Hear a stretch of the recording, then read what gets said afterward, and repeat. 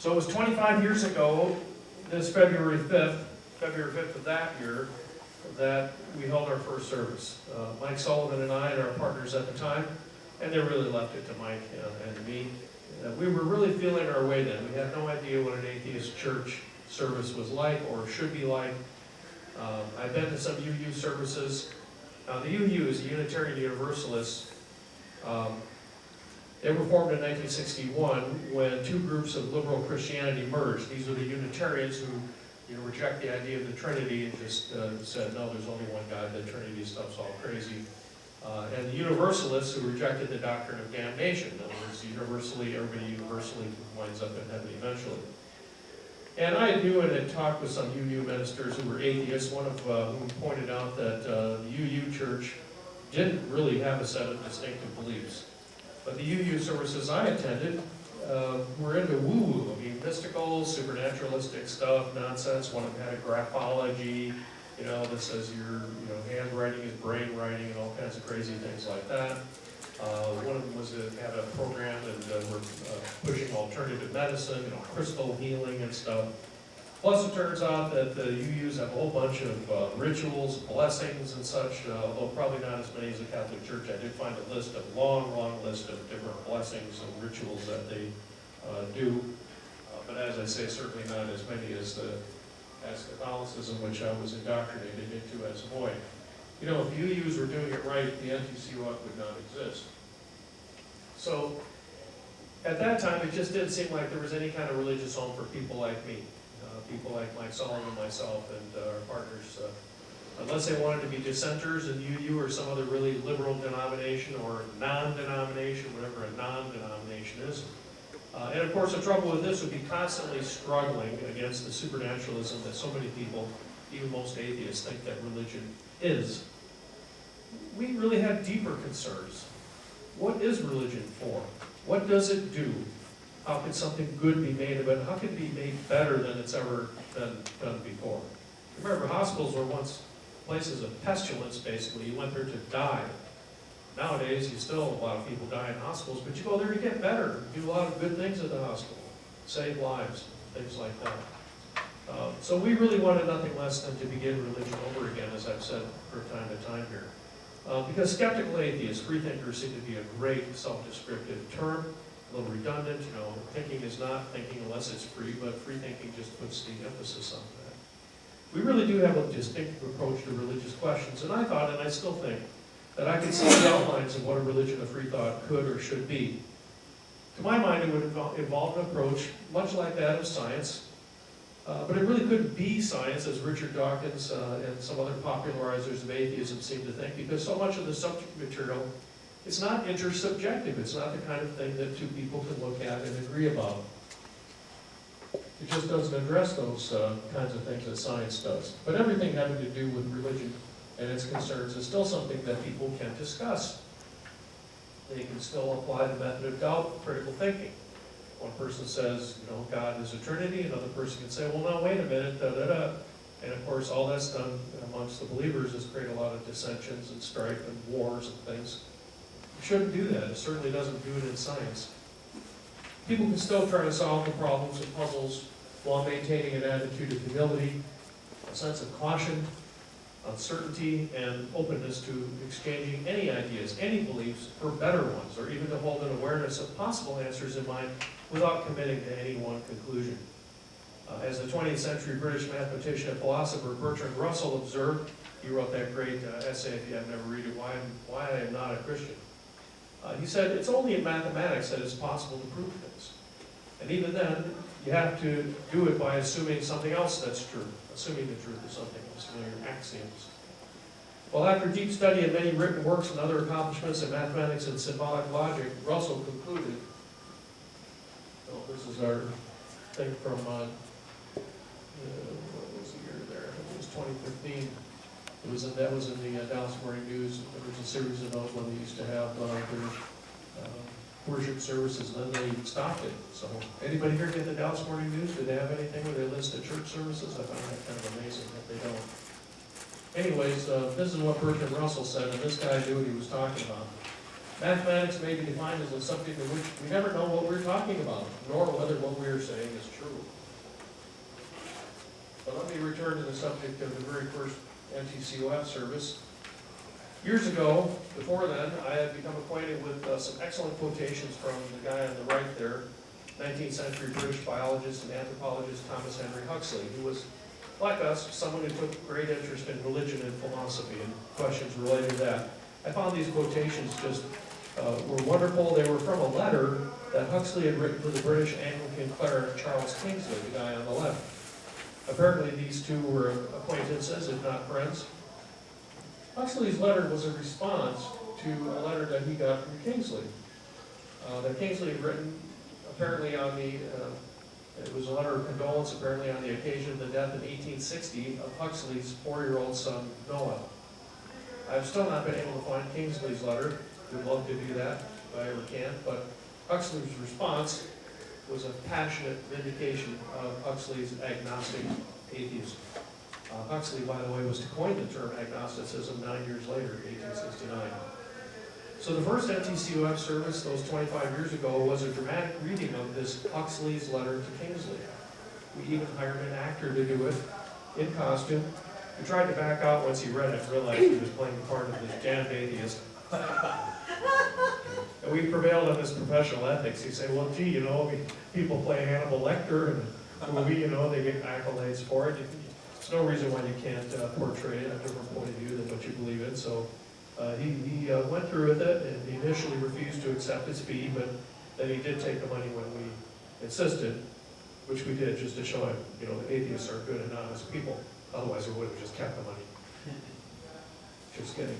And he did a good job of playing the part of T.H. Huxley. He came in a little tie and a hat with his 18th century attire. Well, I strongly recommend that you read this entire Huxley's letter to Kingsley, which is readily available online. It wasn't at the time.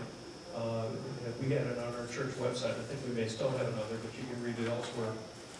Take your time when you read this, too. It's really full of a lot of good nuggets of Freethought candy, as it were.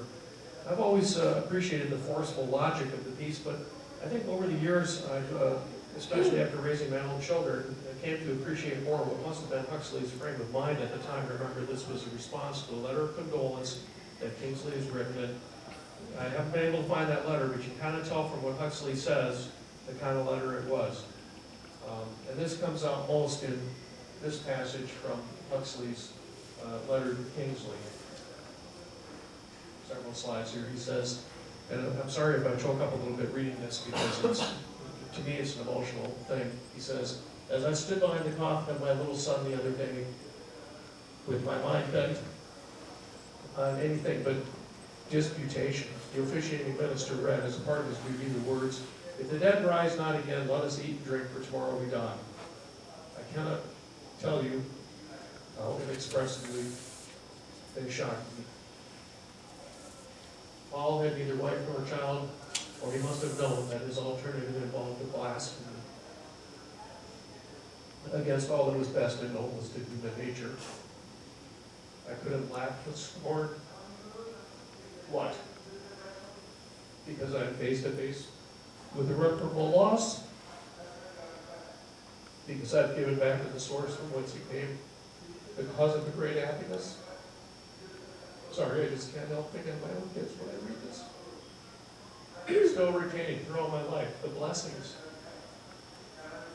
which have sprung and will spring from that cause. I am to renounce my manhood and hell, growl and bestiality. Why, the very apes know better, and if you shoot their young, the poor brutes breathe their grief out, and do not immediately seek distraction in a gorge.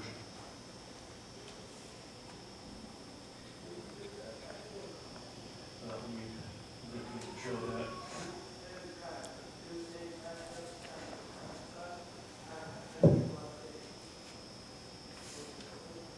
So, put yourself in Huxley's place now. He's at the funeral of his little boy who died of infectious causes, I think it was pneumonia, that today could be cured literally with antibiotics for the cost of pocket change. But Huxley, burdened with what is experienced by most Americans today as an almost unimaginable loss, is forced to listen to a bunch of supernatural gobbledygook from the officiating minister. Huxley was one of us, all right, not just in his ideas about religion, but in the indignities people like us are forced to endure at the hands of slavish followers of tradition, authority, and established belief, who cannot be troubled to think about what they do and what they supposedly believe. We're told that it's always been done this way, and if we object, then you're a militant atheist. While being charitable, I suppose that the supernaturalists don't even realize what they're doing. They mistake doing harm for doing good.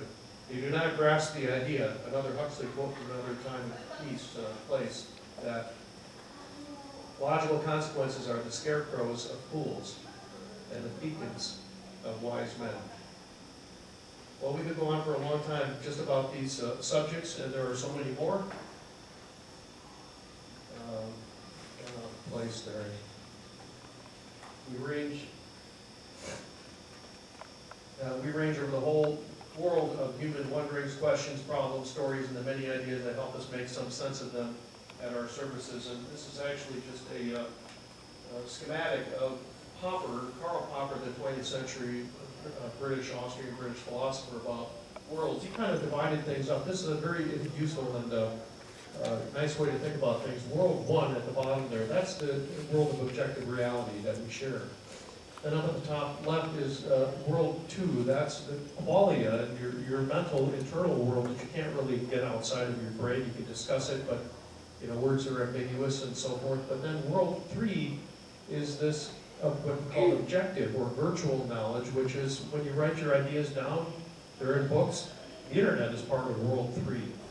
And then all these worlds interact with each other in all sorts of interesting ways. Popper had a whole career to kind of tease out or think about how this is all related. And this is what we consider important. And even this here, of course, started out in somebody's brain in world 2 and is now in world 3. There it is up on the screen. And world 1, because it is a picture on the wall too, and then going into your brain in world 2 again. And all of it's explained by physical processes in our brains, by synaptic connections, neurons and neural groups, by neurotransmitters and tiny fluctuations in voltage potentials. Of course, that's quote-unquote all, quote-unquote it is. But those things are not the experiences themselves. And though they, and we too, are evanescent, it does not cancel out what it is like to be a human being, and specifically the human being that each of us are. That it's all only matter in motion that eventually stops does not diminish the human experience. It does not diminish the experiences of each and every one of us to whom it falls to make sense of our lives. But there is something very useful and rewarding in doing it together. And that is really what a truly thinking person's religion of Freethought is about. It's not just about rejecting gods and supernaturalism or finding fault with traditional religions. I mean, that part of it really is too easy. Welcome. Pull up a seat, don't be afraid. Greg he's not going to bite you up here. Get up closer. Freethought is even more about taking up the subjects that the traditional religions neglect and abuse, of giving these important religious questions, and sometimes ones they don't even think of, the attention and thought they deserve, but there's not even one solution or answer to them that fits everyone in all circumstances and at all times. At one time in your life, it might be something different than in another. Any such solutions or answers are, in fact, meaningless without someone's arriving at them by their own effort. When you see where an idea comes from and where it goes, only then do you really grasp it. So here are some words that could be called our creed. You came in just at the right time. But these are just words. We'll use other words when it seems best to do so. What other churches are willing to do that? A bit of history for you.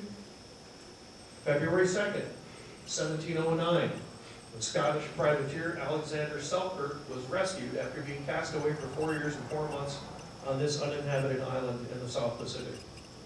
He'd been left there after complaining that the ship he was on, this English Cinque Ports it was called, was not seaworthy. Told the captain he'd rather remain on the island alone, abandoned where they had stopped to resupply if the ship did not undergo repairs that were needed. Well, the captain disagreed, said ship's perfectly fine, but you can stay here, and the captain marooned him there. The ship that he was on, the Cinque Ports, later foundered off the coast of Colombia, the same year, just months later, with the survivors being taken prisoner by the Spanish. There was a war going on then between the Spanish and the English. The Spanish treated them quite harshly, so the people that remained on the boat didn't get a very good time of it.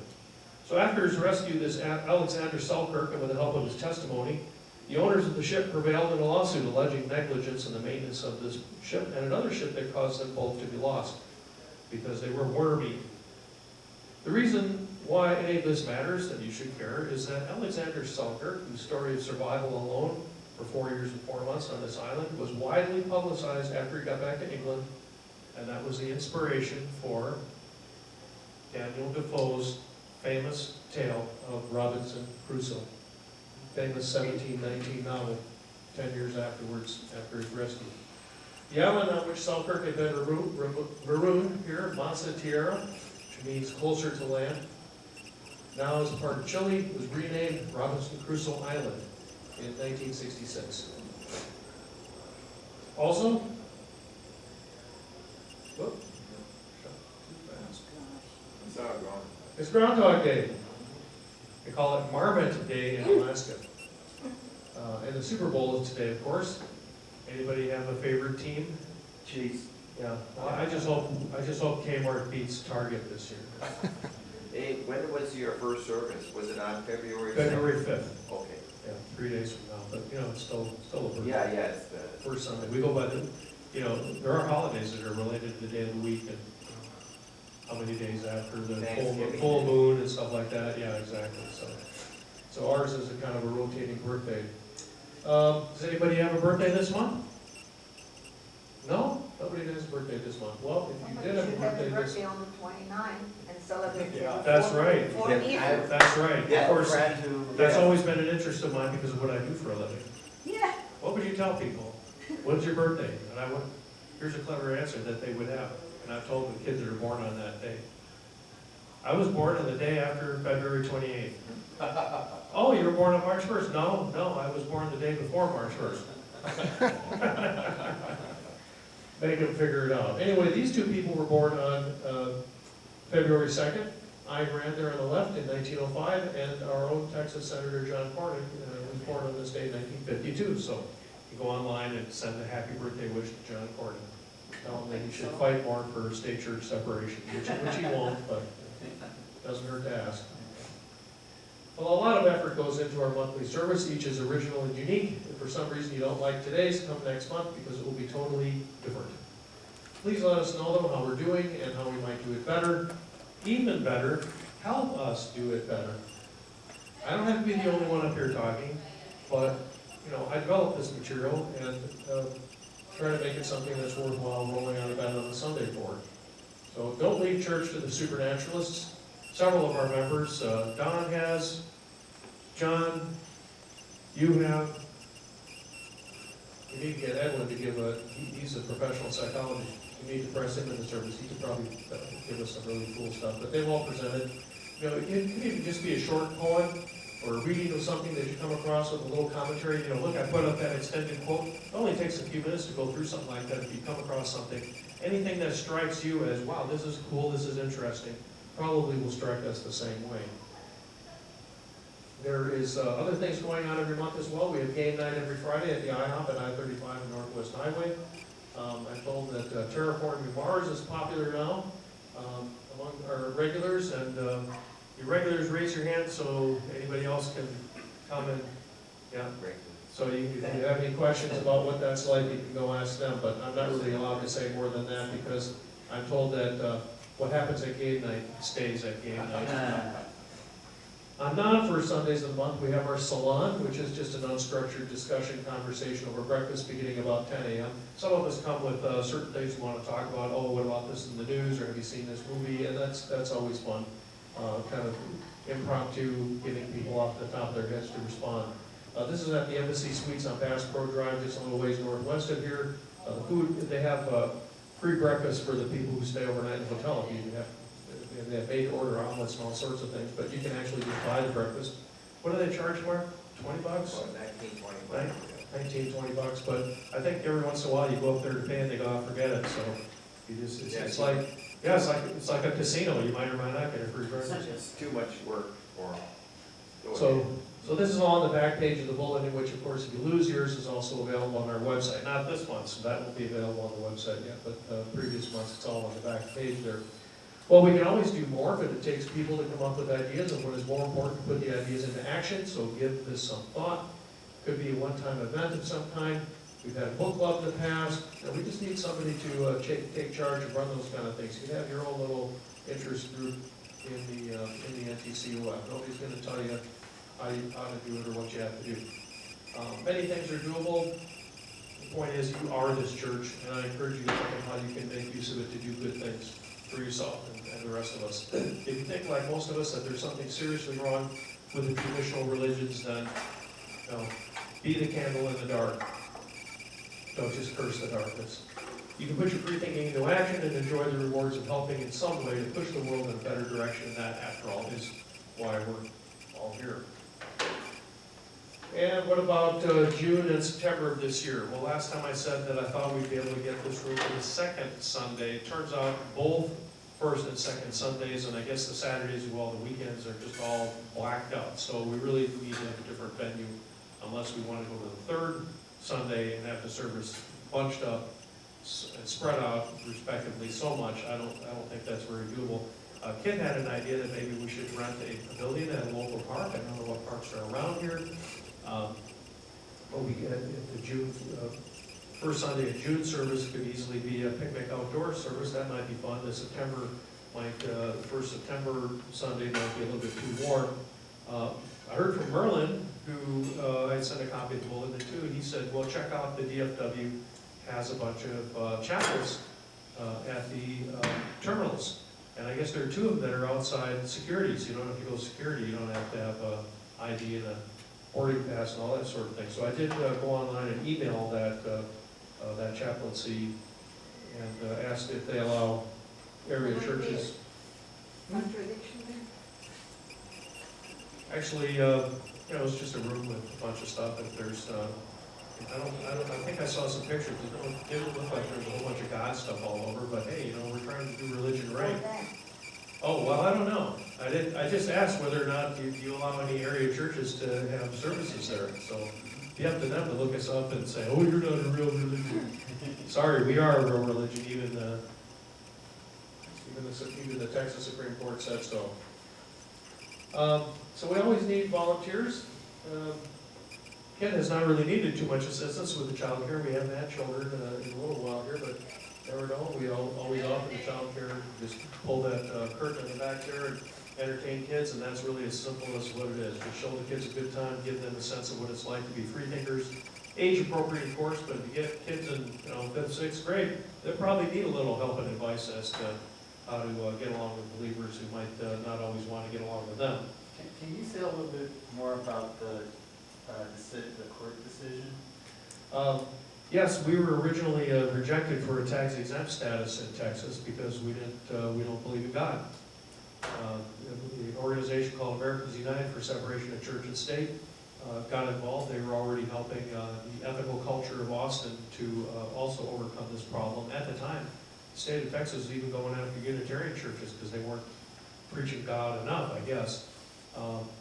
So it was argued in court. We didn't have to actually go to court. We were just added on, and Americans United prepared this very nice little summary of all the things we did, including marriage ceremonies and so on and so forth. And by the way, there was something here recently about Texas saying, trying to limit who can do marriages too, but we meet the criteria because we're a designated church, have tax exempt status in the state of Texas. We actually got a letter after the court case concluded where the comptroller wrote us and said, basically, well, it is so many words. We don't want to do this, but we have to. Thank goodness we do have people who still realize that they should obey the law. But maybe the day is coming where it's going to just be common. People just say, oh yeah, I know that's a law, but I'm not going to obey it. Does that answer your question? Yeah. So anyway, let's think about this problem of June and September, and let's get it solved.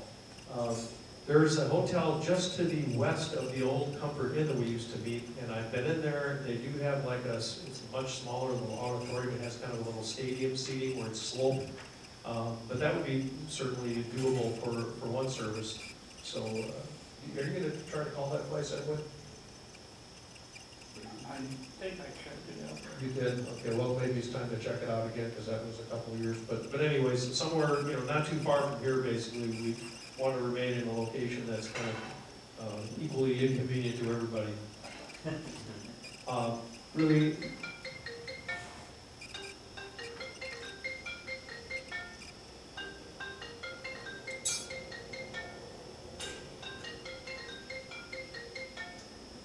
sorry about that unwelcome interruption.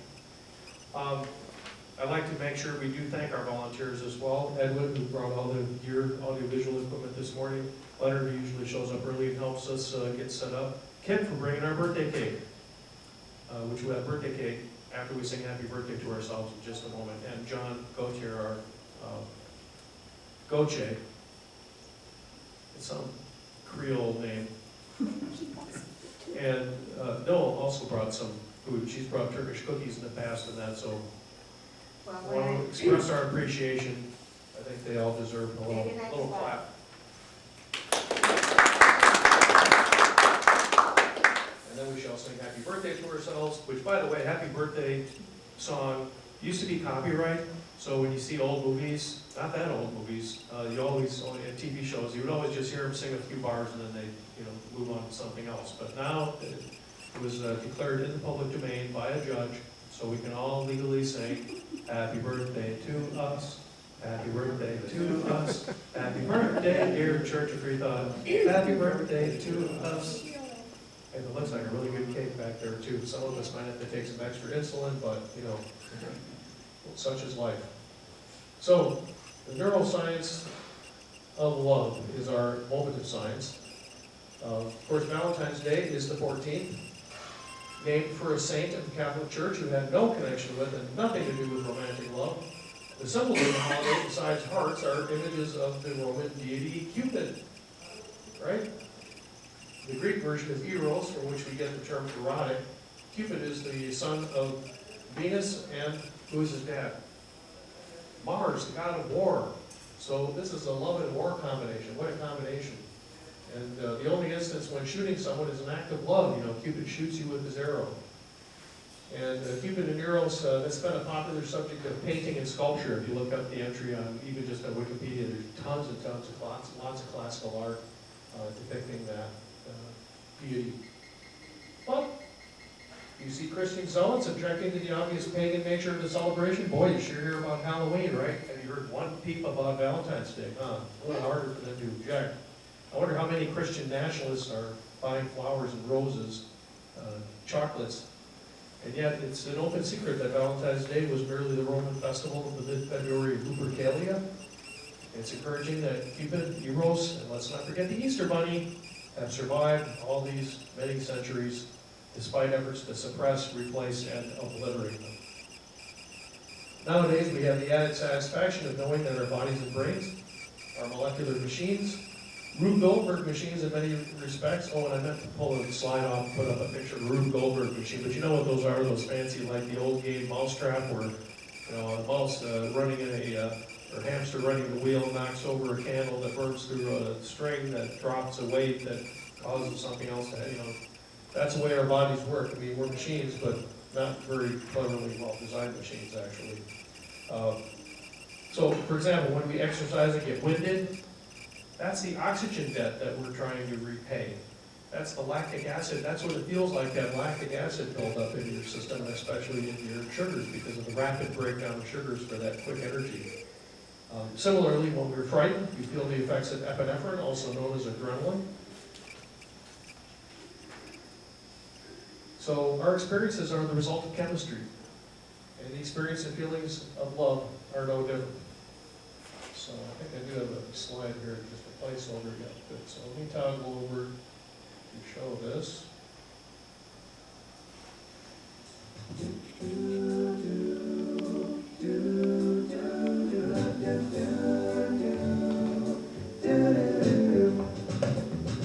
When you looked in my direction, I thought my heart might explode. My heart was racing and I thought it might explode.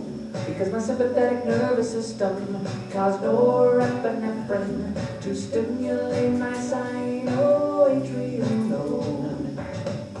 When you looked in my direction, when you first looked into my eyes, when you looked into my eyes, my stress response diverted blood flow from my stomach and intestines, and it felt like butterflies.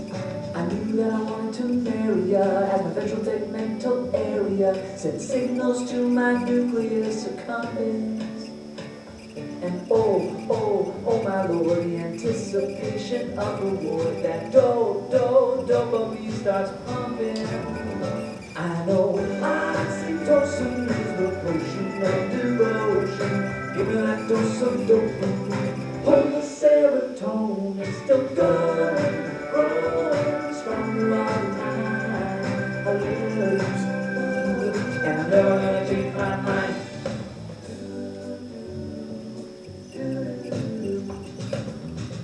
When you first smiled at me, I did foolish things, really stupid things, because my judgment was impaired by a reduction in activity in my amygdala and the frontal cortex of my brain. When you first smiled at me, I began to fall. I began to fall. And so did my serotonin levels, producing anxiety. I couldn't eat or sleep at all.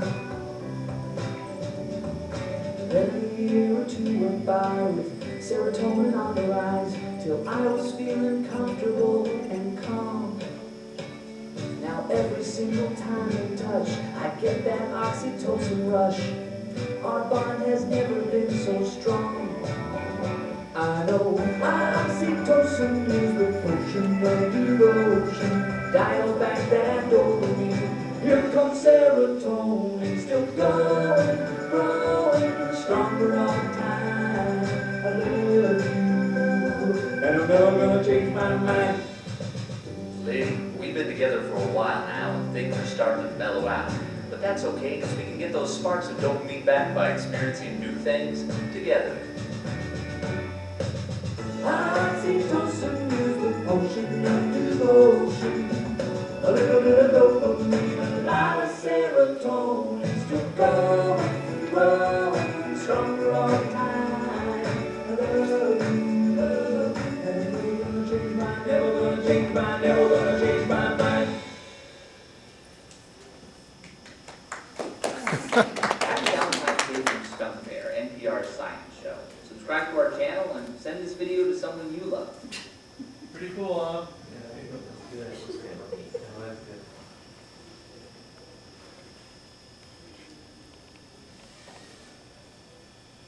Okay, so granted, things are a little bit more complicated than that. So for example, oxytocin we use, I use it almost every day when we induce labor. That's one of the things we use to give it IV to help the uterus contract. However, you have to remember when they talk about all these substances, you don't go online and go, oh, I'm going to increase my dopamine. Oh, here's a food rich in dopamine, I'm going to eat it. Because we're talking about specific areas of the brain where these molecules are used as neurotransmitters. So you can't just eat foods claimed to be high in various things and get those effects at the exact proper location in your brain. One thing, of course, smile. Make yourself smile. You can feel the neurotransmitters. That's what it feels like to have neurotransmitters, and I forget exactly the location and what they figured out of that, but maybe we should be glad that this hasn't all been figured out completely. Modern sci-fi includes tales of future dystopias involving required sedative medication or multimedia brainwashing and invading people's dreams to implant various suggestions. Future sci-fi, and eventually future realities, maybe, might involve much more sophisticated technologies to alter people's feelings, beliefs, maybe even their personalities. We had scary movies about brain transplants to steal your body, but what if I could just put a nano machine into your brain and start your brain running my consciousness program instead of yours? Take over your body that way, huh? So this guy with this very interesting hat, I thought. This is Julien Offray de la Mettrie. He was an early 18th century French physician and philosopher. He wrote a book entitled Man a Machine. Of course, in French, Man a Machine. In this book, he asserted that his countryman, René Descartes, was wrong about humans having a material body and an immaterial mind, right? The Cartesian duality. He said, no. Humans are completely material. They're machines. And of course, he's been vindicated. There is no ghost in the machine, only the machine and the ghostly experience of what it is like to be that machine, that experience that we call the human condition. So that's been your moment of science. And we'll move on now to Valentine for Freethought. Well, today's bulletin deals with this subject. Same title, it's a big subject to be sure. Thinking about love and in turn considering what it is and what it means to love to think. And maybe we had a whole service on thinking. Remember how we talked about, thinking is not something you deliberately do. It's kind of like walking. You just, kind of know how to do it. But you can learn how to do it by practicing and walking through exercise, just like you learn to walk. So love is many different things. Or is it? Perhaps it's the same thing that's manifested in different ways, subject to the circumstances of both those who love, of who and what they love, the context of their interactions, and many other things we can think of. So, you might love football, but you're not going to have sex with football. It's just different. But how do we know it's the same word? We know the brain uses the same parts of it to do what appear to be different things, but really have similarities that you didn't think of. But think of your most important relationships and consider how they might have gone or where they might be today, if various things have only been a little different, how much does depend on circumstances. And I don't mean something as simple as, what if you hadn't gotten on that bus where you met your sweetheart?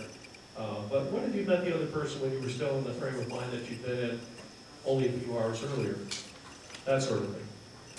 We read of couples who have stayed together with each other for many decades, even their whole lives. The couple in Britain that I read about, they're together for 80 years, they're both like in their 90s or something. Others can't seem to find the right man or woman. The difference may be in what happens to them, the stresses and strains of life, illness, financial difficulties, and other events resulting from just sheer luck, whether bad or good. And then again, it was the ancient first century philosopher Epictetus who pointed out, it's not what happens to you, but how you react to it that matters. How many people today are being brought up to appreciate this truth as opposed to some ridiculous, let go, let God? Psychologists describe resilience as this ability to respond to stress in ways that quickly restore the previously non-stressed status. And there's good evidence that resilience can be taught, can be learned. Epictetus made it his business to try to teach it. So this is just one element that can affect success or failure in love relationships and really in all social interactions. As is so often the case, it is nature and nurture, and nature sometimes, at least when it comes to behaviors and the mental habits that underlie them, can be modified. At a previous service, we discussed that the life of the mind, our experience of being, is affected not just by the brain, but by the brain's relationship to the whole body.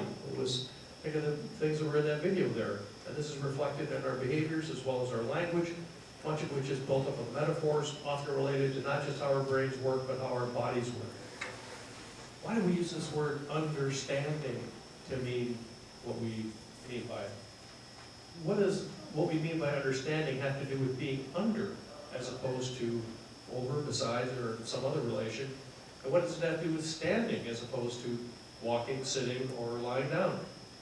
Could it be then that when we say we love someone or something or some activity, food, place, subject, even that when we say we love thinking, that we're actually accessing the same cognitive and neural resources?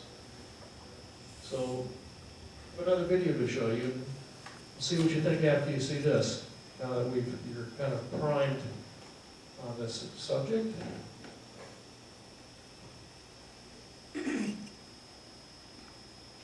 Has to do with neuroscience again, interestingly enough. For a long time, ever since I was a little kid, I wanted to be an astronaut. I wanted to explore space and help expand the human frontier. And I've always been interested in science, and knew I wanted to be a scientist since I was about 12 years old. As a teenager, studying space represented a chance to understand our place, and my place, in the universe. When I left for college at MIT, planning to study aerospace engineering, I was ready for liftoff. But what happened next surprised me. I discovered neuroscience. As an undergraduate, I took introductory courses in psychology and neuroscience from passionate professors who loved what they taught. And the facts and topics they discussed were just so amazing. Like how the patient HM couldn't form new memories after having his hippocampus removed to treat his epilepsy. Or how there are more synaptic connections in your brain than there are stars in the Milky Way galaxy. And it seemed like every time I learned something new about the brain, I had 10 more questions. Questions that science couldn't answer yet. See, that's what really drew me into neuroscience. I discovered that studying neuroscience is a chance to understand ourselves. It presented these huge questions about what it means to be human. Are we really the only intelligent being? Will we ever be able to pinpoint the seat of consciousness and figure out what exactly makes me, me? Through my undergraduate courses, I kept getting more and more interested in the microscopic, unseen processes that make up our brain. Ultimately, my curiosity about how our brain develops led me to pursue a PhD in neuroscience, and I'm now in my 5th year at UC San Diego. And now, every day, I get to work on those big questions. For my thesis work, I'm studying the roles of astrocytes, cells that make up about half of all the glia in the brain, and provide support and resources to neurons. Even though I didn't plan on studying astrocytes when I got to grad school, I absolutely love my research. Astrocytes are fascinating because we know so little about them. While scientists have spent decades identifying different types of neurons and their connections in the brain, it's only been in the last 20 years that glial cells have gotten much attention at all. For example, we know that astrocytes are important for helping neurons form connections with one another. When neurons are grown with astrocytes in a dish, they form 5 times as many synapses as they do without astrocytes. But we're still figuring out why astrocytes are important for forming those connections. And, in fact, that's the main focus of my research. I'm trying to figure out how the proteins astrocytes spit out influence the ways that neurons grow and connect with one another, and how changes in those proteins caused by genetic mutations can lead to problems with growth and communication. Even though a lot of my work would seem boring to many other people because I spend so much time setting up for experiments, counting cells, and dealing with mice, I love working on this question every day. See, neuroscience is rewarding. It's like I'm at the edge of a vast expanse of human knowledge, and I'm carefully chipping away at this small question. But that small question is connected to a big one. Because if I can figure out how genetic mutations change how astrocytes function, it might open the door to new therapies for treating genetic neurodevelopmental disorders. Someday, the work that I do might help people who are struggling with serious medical conditions. It really is a kind of exploration, not on the surface of another planet, but of the human mind. I am boldly going where no one has gone before. And at the end of long days in the tissue culture room or analyzing data, sometimes there are moments of discovery. I get excited because I found a really interesting protein in my data set, or discovered that my candidate testing worked. These are moments when I am literally the only person in the whole world who knows a new thing about the brain. And that's pretty amazing. That's a huge part of why we started this YouTube channel in the first place. Because I wanted to have the chance to share all of those amazing moments with you. I can't share my own research yet, but I love getting to talk about neuroscience and helping other people understand their brains, and therefore themselves, just a little bit better. Thanks for watching this episode of Neurotransmissions. If you liked it, hit that thumbs up button and subscribe to learn more about your brain.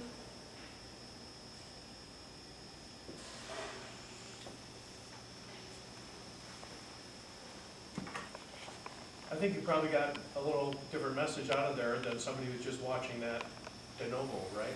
Because you remember the context. I've repurposed this video to make you think of what you saw in the previous. What do you think is going on in her brain as she's talking about neuroscience? She wanted to do this one thing, but then she gets to MIT, and what she talked about, a professor who's excited about the subject, and that love was contagious. She caught it. And even though, I mean, I've had anything to do with these kind of boring things, but it's like changing a baby's diaper. Is it thrilling? No, but the baby, you know, the results you get, the nice smelling baby, that's exciting. Bear in mind that the symptoms of romantic love not ready for that yet. Bear in mind the symptoms of romantic love that include that preoccupation with a loved one, excitement when one is with or thinks about him or her, a desire to be with them, and a concern for their interest and well-being. Didn't you see those exact same things there with this woman when she's talking about her career choice in neuroscience? Of course, it is a wonderful thing that this woman is in love with what she does. It not only makes her happy and it motivates her to do something important, but it makes her an effective teacher and popularizer. She, in turn, after being turned on to neuroscience, is now doing that with others. But we've all had this experience, too, of being in a classroom and being educated on some subject. Have we not, on these occasions, taken notice of how interested in and how enthusiastic about the subject the teacher or lecturer is? And don't we learn things better when the instructor does show interest, excitement, and enthusiasm about what's being taught? And that's actually the big difference between going to MIT or some other, really good school. They're all using the same books, but when you're working with the people who actually do the work that wrote the books, they're excited, they're enthused. So get a chance, send your kid to MIT, do something like that, check it out. Love is infectious, right? Or think of the contrary situation, of a teacher just going through the motions, expecting you to be interested enough to pay attention and learn something, when they themselves are bored or at least less interested than you are. Personally, I find it aggravating when I attend a lecture about something that the lecturer seems much less interested in than I am. And I guess I have to say, having been to some of the traditional churches and listened to their sermons and lectures, it's the same thing. It's just old hat to them. And I'm thinking, wait a minute, you're not dealing with half of what this thing you're talking about. Remember the logical consequences. You're not doing the job. You're just like a robot. Well, today's bulletin mentions this concept of exaptation, once referred to as pre-adaptation. This is when some structure or behavior is selected for an evolution because it confers an advantage, but then it's available for repurposing, just like I repurposed this video that was produced for a different purpose. The classic example of exaptation is feathers that first appeared in dinosaurs, perhaps for temperature regulation or maybe for mating purposes, display purposes. But feathers ultimately obviously became important for the flying descendants of those dinosaurs that we call birds. Here's another example, the panda's thumb, where Stephen Jay Gould, who helped coin the term exaptation, wrote, there's a collection of his essays called The Panda's Thumb, which is actually, the panda's thumb is actually what's called a sesamoid bone, which we have in our hands. But in the panda, it evolved to serve the function of a thumb, because that kind of animal does not have thumbs otherwise.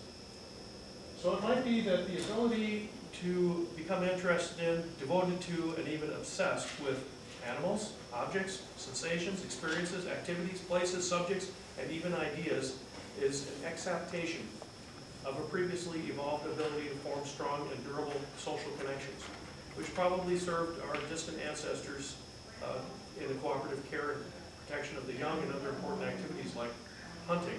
You don't go out and bring down a mastodon all by yourself, and other forms of food gathering. And also think about this, in a little village, there's some person who's making spears. There's some person who's making spearheads. There's this division of labor. And why do you think that happens? Because somebody got up and said, you do this and you do that? Because of that natural, you probably, in caveman times, somebody could have made a video saying, I just love making spear points. You're so cool. You do this, you do that, and certain materials and blah, blah, blah. And you'd be, if you're not interested in spear points, you're not into that. Just like you're not into your neighbor's spouse. Or maybe you are. At any rate, it just fits with humans who choose to devote their whole lives to some particular activity, skill, or pursuit. We don't see that in other social animals. It doesn't happen. They're not social enough. If this is a legitimate connection, to say that this is what love is about, it underscores the social and the necessarily cooperative nature of progress in science and the accumulation of culture generally. And think about all the people who, over history, have devoted their lives. Look at Spinoza working on his opus, and famous to us, but at the time it got him excommunicated from a synagogue. And other people who just became obsessively interested in something and made a name for themselves, as it were. As pointed out in the bulletin, I'm sorry, I should be using this again, so it comes up on the recording. So if this is a legitimate connection, those things are underscored, and as pointed out in the bulletin, it means that love extolled as a key element of supernaturalism, that imaginary super beings somehow love us, is exactly the motivation of the whole enterprise of getting beyond superstition and putting all of human understanding on a firm foundation of facts and reason, because people become obsessed with finding this thing we call, and don't always agree about, truth. So let me conclude with this image of a magnificent animal, which, as you can see, is a sea turtle. These are, of course, not social animals. They get together only to breed. When they hatch out from their eggs, they make a mad dash for the safety of the ocean, where for the most part they live a solitary existence. They're not social animals because they don't need social connections. It's not part of their mode of being. And even if one of them did miraculously develop a need for friendship, what would they do about it? Would they make friends with the sponges that they eat? Or the trematode parasites that they commonly have? Now consider how like an omnipotent, omniscient, eternally existing super being a sea turtle is. It seems a strange comparison, but just think about this. Like this alleged God, they are sufficient unto themselves. Love simply doesn't do anything for them. There's nothing in it for them. Survival, continued existence, that's all they do, and that's their only concern. Survival, continued existence. So what about this God that believers prattle on about? What need has this being for love? Where would such a need come from? We know where ours came from. What would be the benefit or purpose of it for God? It is mind-bogglingly illogical in any case that a perfect God would not have an imperfection like a longing for friends when there are none beside him. At least the Greek and the Roman and Norse deities, these pantheons, at least those gods, they had each other. And what sort of a friend of God could created humans or even angels be anyway, with or without free will? They are far further beneath this omnipotent God than even a sponge or a flatworm is beneath a sea turtle. Jonathan Edwards, the famous British colonial Congregationalist Protestant cleric, widely considered one of America's most important and original theologians. Has anyone ever heard of Jonathan Edwards before? Famous guy. He was involved in the Great Awakenings and these revivals that were held back in the 18th century. He acknowledged this and more in his famous 1741 sermon, Sinners in the Hands of an Angry God, in which he assured his listeners that the God that holds you over the pit of hell, much as one holds a spider or some loathsome insect over the fire, abhors you and is dreadfully provoked. His wrath towards you burns like fire. He looks upon you as worthy of nothing else but to be cast into the fire. He is of purer eyes than to bear to have you in his sight. You are 10,000 times so abominable in his eyes as the most hateful, venomous serpent is in ours. Folks, that is the love that Paul extols in 1 Corinthians 13. Again, mentioned in the bulletin. You know that part that's read at wedding ceremonies and things all the time? Love is this, love is that. Well, he's talking about agape, the supposed divine love of God for man. How can any Bible believer deny it? But even of this love, we may ask, where did it come from? Why does God have these feelings? Why is he angry? And what are the benefits to God? At least when we get angry, there's a reason for it. There's some benefit to us. It may get us what we want. We're consistent enough. When you're trying to return the Christmas tree that they're saying, oh, that's a seasonal item. You can't return this little potted star pine or whatever you've got.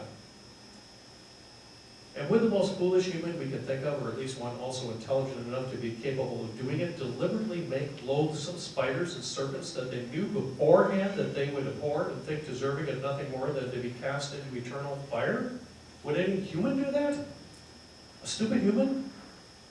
Or perhaps it will be said by some devout believers who would actually expect it to be taken seriously that Jonathan Edwards was not a true Christian. We've all heard that too.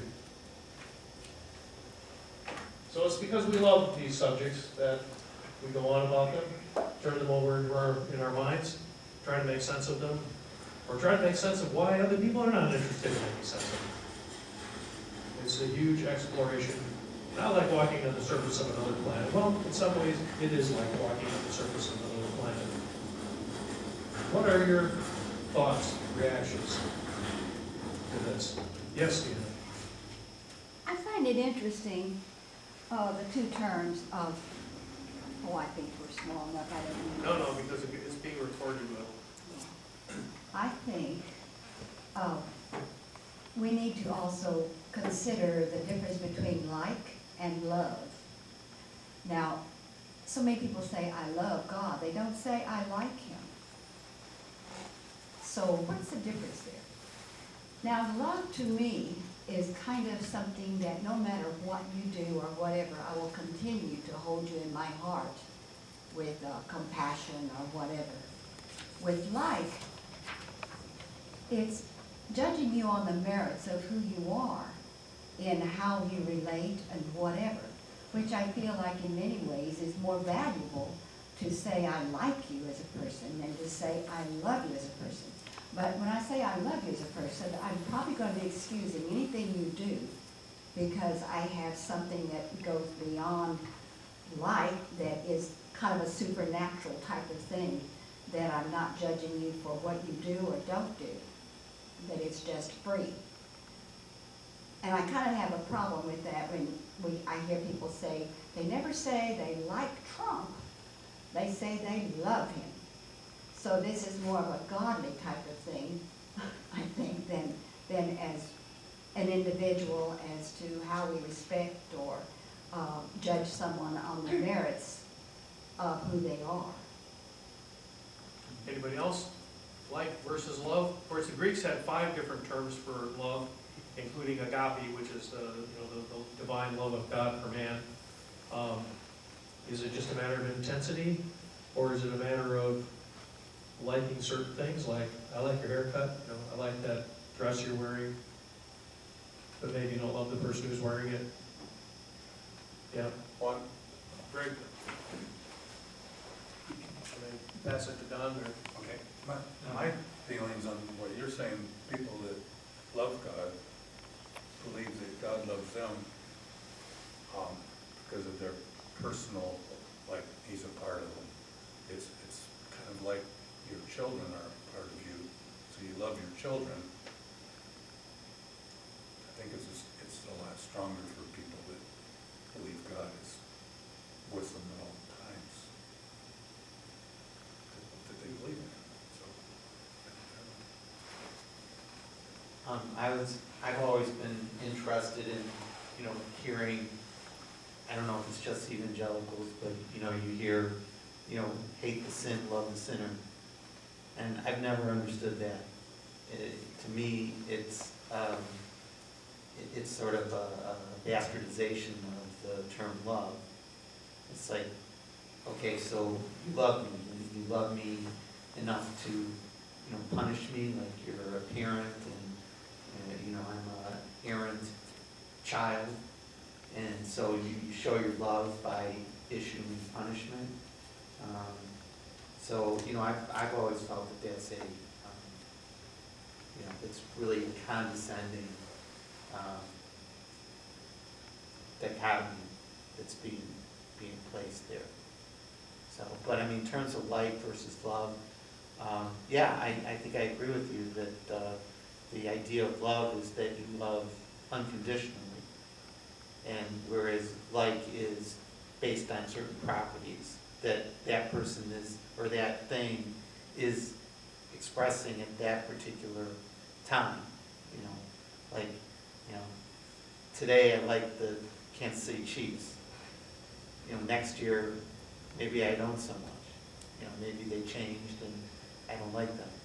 So it's more of, I think, like is probably more of a, it's just more, I guess, less intense, but also more impermanent. Well, do you think so that liking I guess liking is based on certain objective parameters, characteristics. That may be true. I'm not sure if it's always true. People like, well, why do you like that? I don't know. I just like it. You hear that a lot. I just like it. Usually people don't say that with love. I mean, well, why do you love someone? There's usually a rationale. It may not be a good one, but there's usually a rationale for it. So that's just my thought on the light club thing. Well, that's an interesting, we often talk about the difference between objective and subjective, so, if that's an interesting way to draw a line or make a distinction there too. In other words, I like carrot cake. I can't give you a reason why, because I'm the one tasting it, I enjoy the taste of it, even though I don't like carrots all that much. Whereas, if you love something, maybe you can point at something and say, well, because they do this for me, and I find value in this aspect of them. Does it help us to love other people, to think about them as sort of not really being totally in control of their actions, perhaps? It can be very frustrating, for example, to talk to some people about religious subjects, but how do you know in 10 years some of the things you've talked about and that they get from other things sink in and they become, a free thinker, they kind of wise up? What about people in jail who done terrible things, but their mother still loves them? There's something good about them, and at the same time, what you don't like about them, what you don't love about them, has to do with behaviors that maybe are things that they can't control. How many have seen this movie Dexter? Kit and I have watched some episodes of that. The guy's like constitutionally driven to kill people. And certainly this has been a whole big thing with the LGBT, where it seems to make a big difference. Oh, well, but a gay person can't help being gay. I think, why does it matter? If you choose to be gay, so what? But it helps people to be more charitable when they're told, well, look, they're born that way, they can't help it, it's, the neurotransmitters in their brain or whatever. Which of course then makes me think, well, what if you could change those neurotransmitters? What if you could turn a straight person into a gay person and vice versa, if it really is not a choice? I don't know.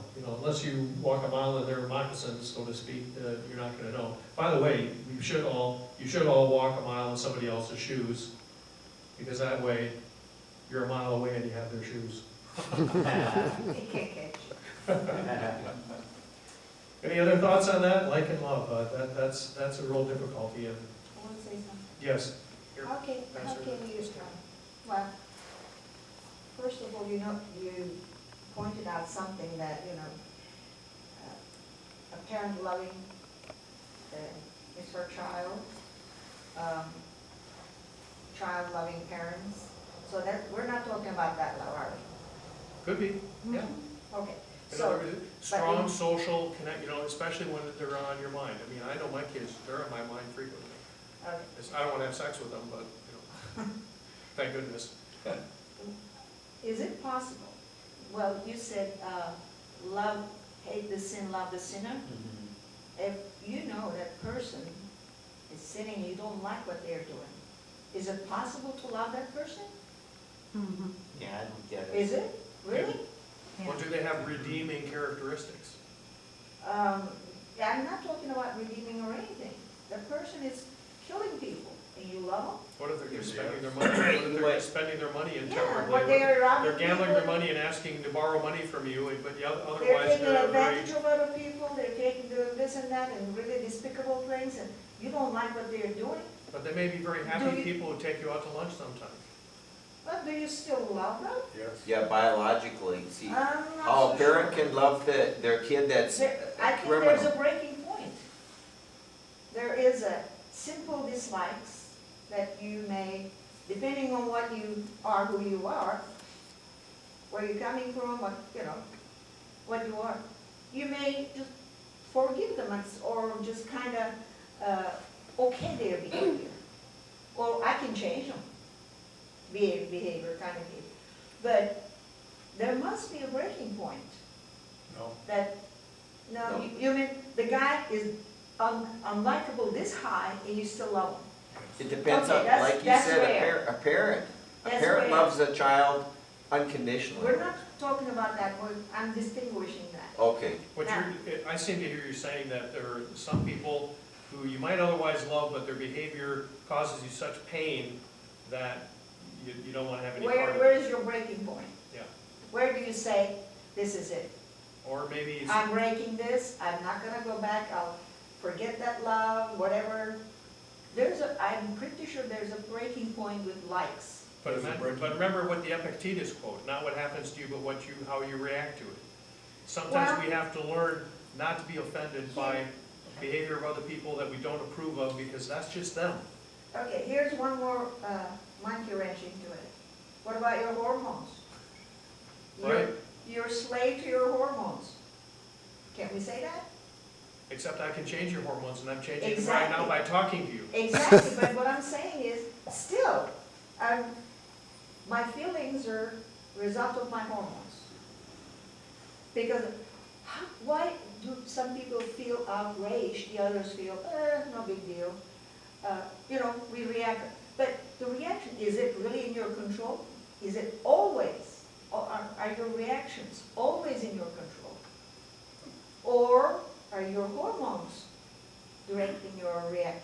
But where do your reactions come from? You may learn them from people. That- Someone who's really outraged what I'm about saying. something, It's and someone not who's as not simple. bothered, they could have a conversation, and the person who's really outraged could maybe dial down their level because they see there's some benefits to having the frame of mind of the person who's not so outraged.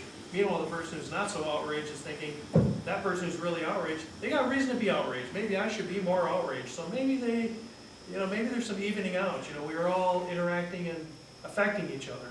So when we've done all those thoughts on a page, on a black and white, how many variables are we going to find?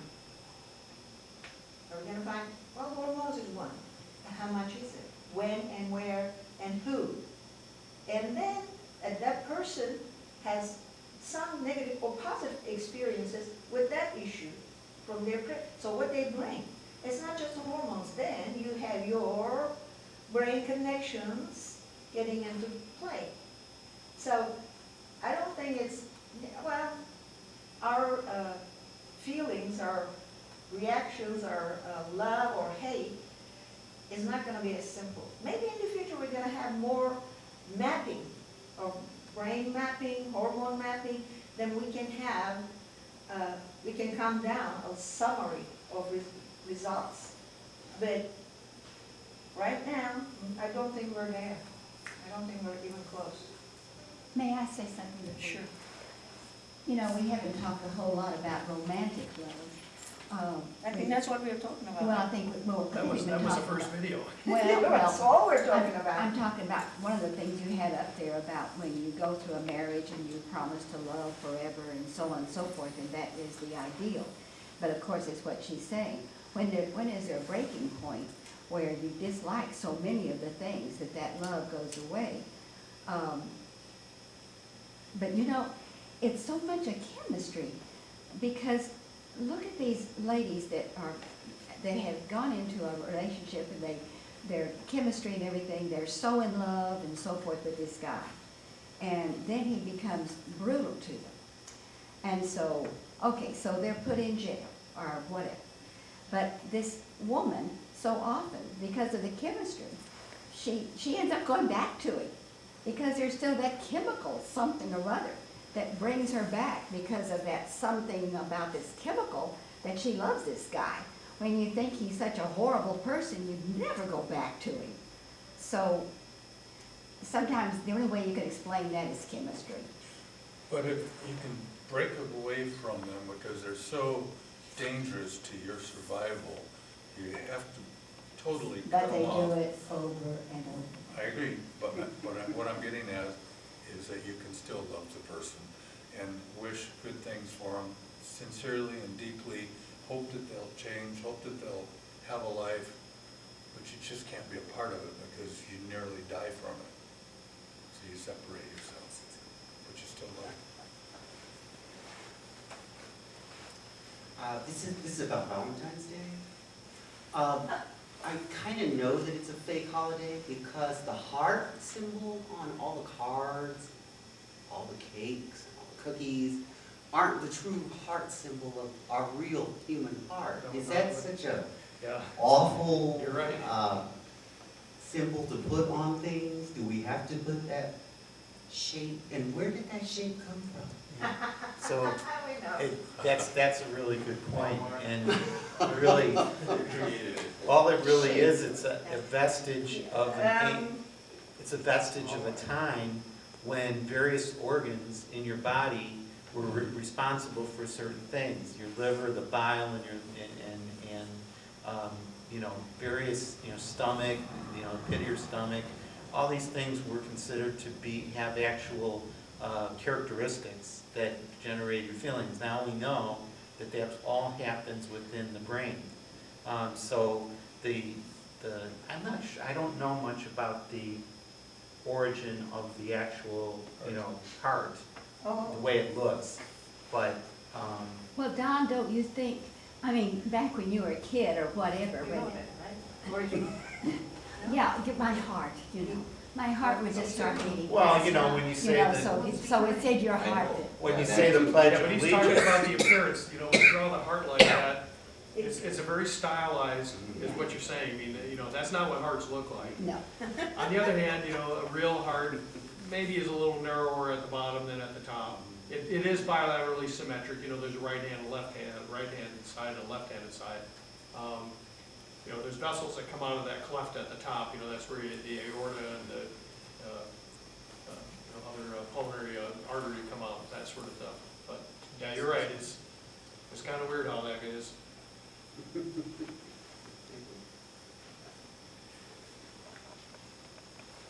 All done? All right, so we have the most important, we have the money begging slide still, come on, what? One more thing, I didn't watch that show, there's, I can't remember what channel, it says Life After Lockup, that talks about the stories of women who fall in love with inmates, and what kind of love is that? I mean, these people committed crimes, murders, and this and that, and these women fall in love with these guys. I've met a couple of these women over the years, probably more than a couple. One thing is, they know where the guy is. He's not out running around Oh my having God. 5 other partners.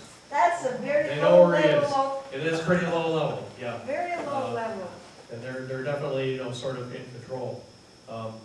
Some people that would spend time in jail actually do benefit from it. I've had a couple of patients, one patient recently was a former meth abuser and learned her lesson and ruined all her teeth and was in jail, and she told me at least, she really learned from that and was determined to not get back into that. With respect to staying with abusive partners and things like that too, there's a whole aspect to that. It'd be a whole other service. Why do we allow ourselves to be abused? What makes the difference between people who are, allow themselves to be abused and people that don't? A lot of times it may come from your experience as a child. You're abused by your parents or older siblings. You kind of learn how to deal with that. That's what you're good at. You wouldn't know what to do with somebody who actually treated you well, possibly. You don't even recognize it as an abuse. Yeah, right, it just seems normal or natural to you. Before the service started, Edwin and I were talking about, Your family, your parents constantly yeah. yell at you but Edwin was and talking, put you down. Edwin was That's talking a about how normal life for you. there's givers and takers, and if a giver gets with a taker, whoa, that can be a very toxic kind of relationship. Well, let's talk about that in our God relationship. There you go. God, and then there's horrible things happen to you, and that supposedly God could do something about it, and you're having all this abuse that God is putting on you, but you still love God. Right. Yeah, it's those logical consequences, Deanna. The scarecrows of But fools. God has a plan. Yeah, Nobody knows what it is. I have a recipe for making And I cake too, but cannot tell you. I have a recipe for making some, food dish too, but the only reason I have to follow it is because I'm not God. I can't just whammy it into existence. Why can't God just whammy into existence this perfect world he's aiming at? I never could get that either, yeah. Yeah. Just to say, you had that list of different loves, love of, partner. Yeah, that you love could classify, right. kin, love yourself. That's true. That's true. And that could be a whole other service. Most of us are not very charitable towards ourselves. In fact, I recently found a quote I've known about for a long time, and I recently was able to identify the person who said it, and what he said was, "No one knows what a low opinion I have of myself and how little it is deserved." But so much of that, it becomes so great, that becomes narcissistic. When they just love themselves so much, I mean, that's very narcissistic. And there's disagreement as to whether all narcissists are like that, or whether they actually have low self-esteem and they're trying to get other people to bolster it. So, you know, people in the mental health professionals not really sorted that out. Or maybe there are two different kinds of narcissists, those who really think they are, you know, God's gift to the world, and others who have a very low self-esteem. Recently, I heard of something that most successful people are the most selfish people.